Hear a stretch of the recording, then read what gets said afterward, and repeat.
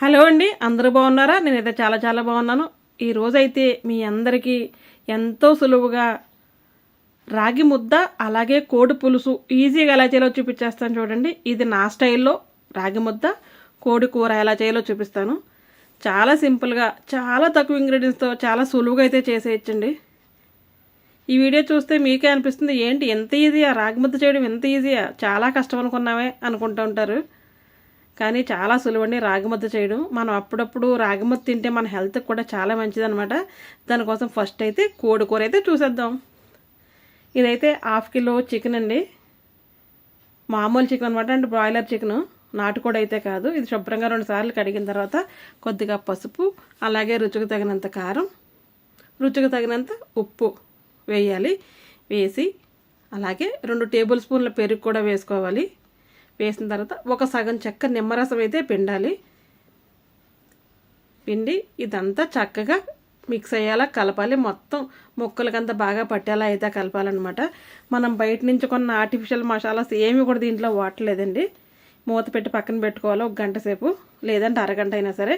ఈ లోపల మనం మసాలా అయితే రెడీ చేసేద్దాం. ఒక ఆనియన్ అయితే తీసుకున్నాను నేను తీసుకున్నది 1/2 కిలో కాబట్టి ఆనియన్ ఒకటే తీసుకున్నాను. కిలో అయితే 2 ఆనియన్స్ అయితే తీసుకోండి. చక్కగా ఇవి ముక్కల కింద అయితే కట్ చేసేయాలి. నీట్గా వాష్ చేసుకుని ముక్కల కింద కట్ చేసుకోవాలి. పెద్ద ముక్కలు కట్ చేసుకున్నా చాలండి. ఇప్పుడైతే మిక్సీకి వేస్తాం అనమాట.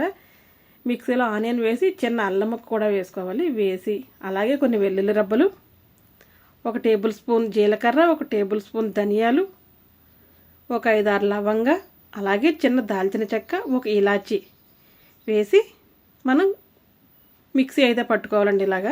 ఇంకా దీంట్లో ఎటువంటి మసాలా అయితే అవసరం లేదనమాట. ఇదే మసాలా అండి ఈ కర్రీకి. ఫ్రెష్గా అప్పటికప్పుడు అయితే వేసుకుంటే చాలా టేస్ట్గా ఉంటుంది.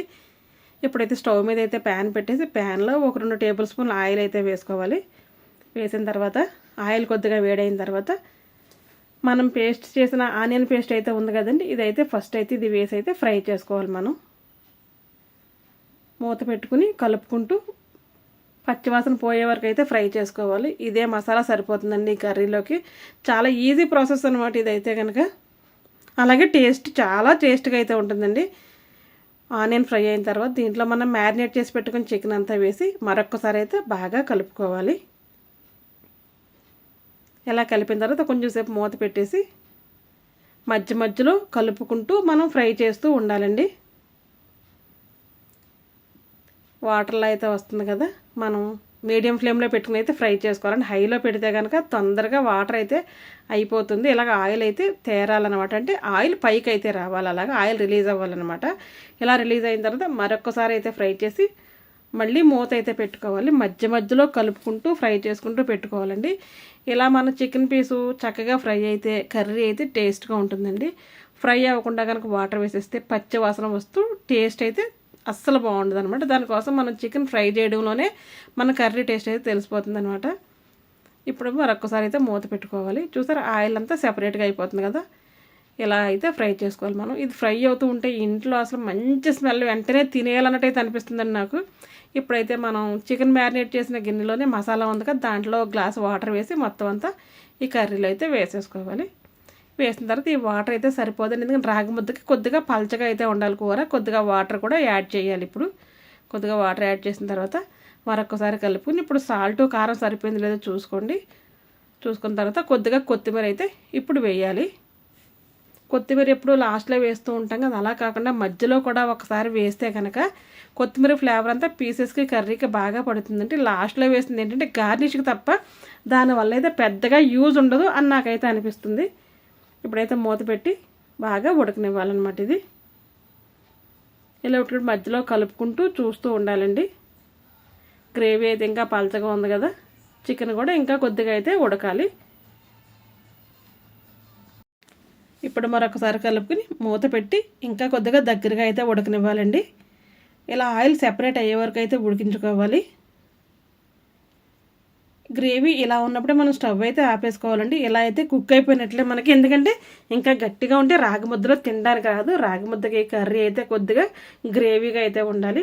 ఇప్పుడు లాస్ట్లో కొద్దిగా కొత్తిమీర అయితే వేసి స్టవ్ అయితే ఆపేయాలి. చికెన్ కర్రీ అయితే ఈజీగా రెడీ అయిపోయింది కదా. మరి ఎటువంటి మసాలాలో బయటలు వాడకుండా చక్కగా ఇంట్లోనే తయారు చేసుకుని ఈజీగా చికెన్ కర్రీ అయితే చేసేయచ్చు అనమాట. ఎలా ఒక్కసారి మీరు చేసి చూడండి, ఎప్పుడైనా సరే మీరు ఇలాగే చేసుకుంటారనమాట. ఇంకా అదే మనం రైస్లాగా అయితే ఇంకొద్దిగా దగ్గరగా అయితే వండుకోవాలండి కర్రీ. రాగి ముద్దలో కాబట్టి కొద్దిగా గ్రేవీగా అయితే ఉండాలి. దానికోసం కొద్దిగా వాటర్ అయితే ఎక్కువ వేసాను అనమాట నేను. చికెన్ కర్రీ అయితే రెడీ అయిపోయింది కదా. ఇప్పుడు రాగి ముద్ద ఎలా చేయాలో చెప్పేస్తాను చూడండి. ఒక కుక్కర్ అయితే తీసుకుని ఒక గ్లాసు బియ్యం అయితే తీసుకోవాలండి. ఇవైతే మీకు రేషన్ బియ్యం అయితే చాలా బాగా వస్తుంది రాగి ముద్ద. మనం సోనా మైసూర్ కన్నా రేషన్ బియ్యం అయితే బాగా వస్తుందండి. కానీ మా ఇంట్లో రేషన్ బియ్యం లేవు, దానికోసం సోనా మైసూరే వేస్తున్నాను నేను. ఇవి 2 సార్లు శుభ్రంగా కడుక్కుని కుక్కర్లో అయితే వేయాలి. వేసిన తర్వాత మనం బియ్యం ఏ గ్లాస్ అయితే తీసుకున్నామో అదే గ్లాస్తో 5 గ్లాసుల వాటర్ అయితే వేసుకోవాలండి.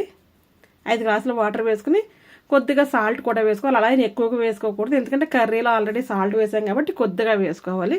రాగి ముద్ద చప్పగా లేకుండా ఉంటుందండి.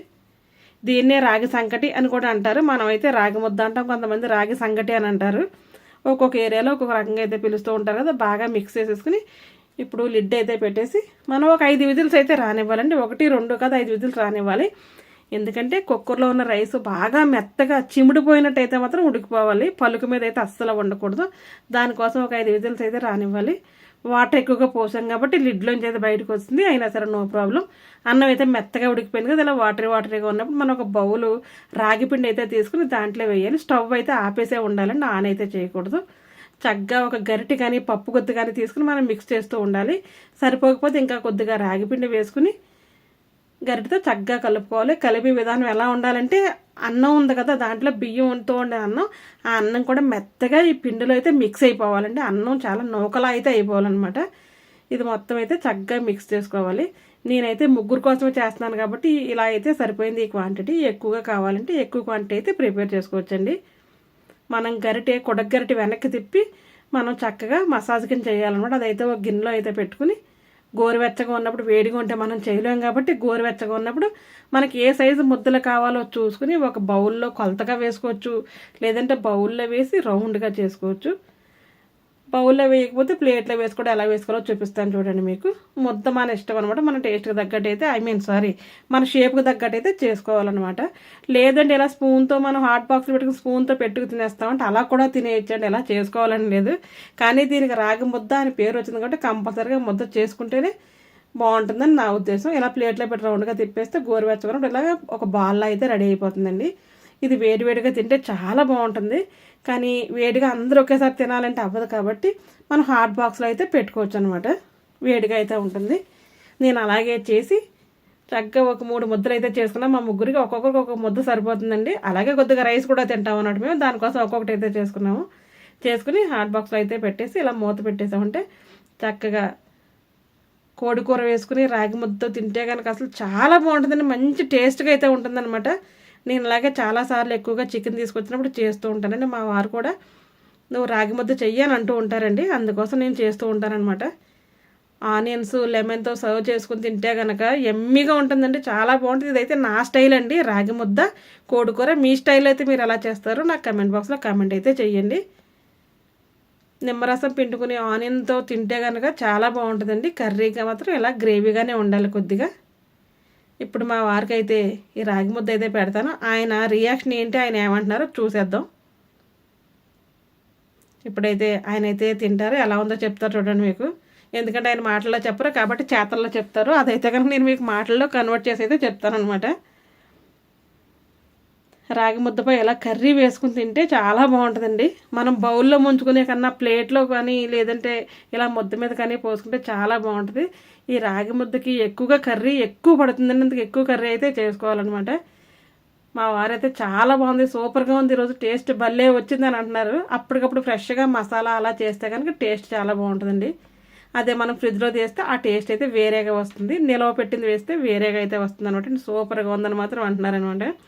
మీరు కూడా ఒకసారి చేసుకుని చూడండి, నచ్చితే కనుక తప్పకుండా నాకు కమెంట్ బాక్స్లో కమెంట్ అయితే చేయండి. మీ సైడ్ ఎక్కువగా రాగి ముద్ద తింటారండి, మా సైడ్ అయితే చాలా తక్కువ అండి, ఎవరు తినరు. మాది ఆంధ్ర అనమాట. కానీ ఇక్కడికి వచ్చిన తర్వాత నేను కూడా కర్ణాటక వచ్చిన తర్వాత నేర్చుకుని అప్పుడప్పుడు చేస్తూ ఉంటాను అనమాట. మా వారు లాస్ట్లో ఒకటి అన్నారు, అన్నీ బాగానే చేస్తావు కానీ నిమ్మకాయలో గింజలు మాత్రం ఎప్పుడు నేనే తీసుకోవాలి అన్నారు. సారీ అండి మర్చిపోయానని మాత్రం అనేసాను. అప్పుడప్పుడు చిన్న చిన్న మిస్టేక్స్ జరుగుతూనే ఉంటాయి కదా. ఈ వీడియో మీకు నచ్చిందండి, నచ్చితే కానీ లైక్ చేయండి, షేర్ చేయండి, కామెంట్ చేయండి. Thank you.